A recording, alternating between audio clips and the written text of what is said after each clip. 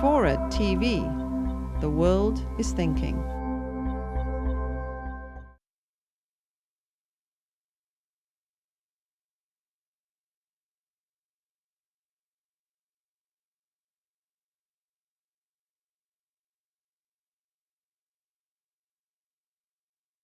One of the things that I just discussed with Gunter Grass just now was questions of honor and shame. Yes.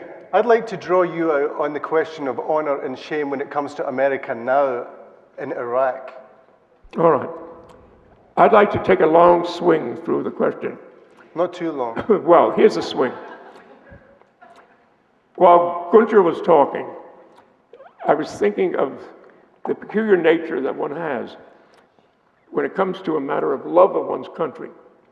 In a certain sense, I've been angry at America most of the years of my life, but I've always been in love with America in the oddest fashion, which is as if I'm married to America.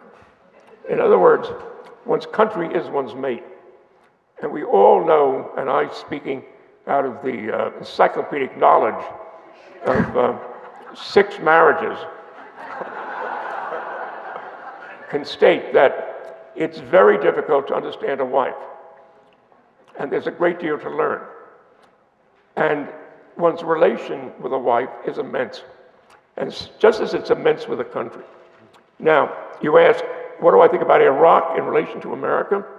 Yes. It's like a fairly good couple where the husband suddenly goes out and cheats on the wife with a really foul relationship. Iraq is a foul relationship that America's having. And to say that is to say it all. It's the worst war we've ever been in. Why the worst? Because there was no way it could succeed. And a huge number of relatively innocent people, nobody in war is ever innocent, said Romain Rolland, but nonetheless, a huge number of relatively innocent people, Iraqis, have been killed for nothing. Probably more, I don't know what the numbers are by now, and we don't get them, but probably we now bear a good comparison to Saddam Hussein in terms of how many Iraqis meet a death they weren't looking for. And on top of that, nothing good can come of it.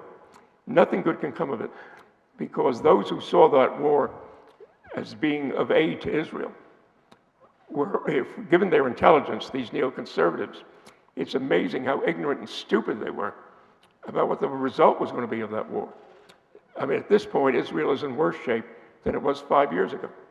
You took issue with Norman Podhoretz in the early days. Have you been surprised by the success and the rise of that kind of neoconservatism in America?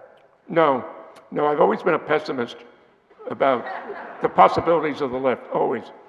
Because human nature being what it is, it's very hard to believe that the right is not going to triumph sooner or later.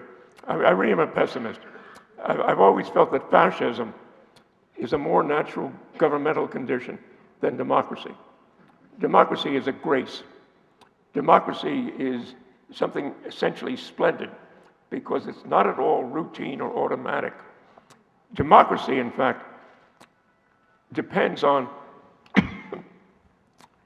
the concept, the notion that there are more people who are good than bad. And that's a very large notion. Fascism goes back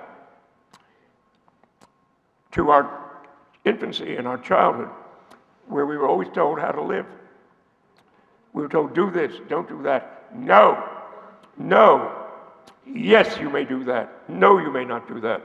And so fascism, the secret of fascism is it has this appeal to people whose later lives are not satisfactory. And it's a very dangerous business. And the right wing, which is perfectly willing, for the most part, to give up the joys of intelligence, to give up the joys of free thinking, the joys of following your thought to where it will lead,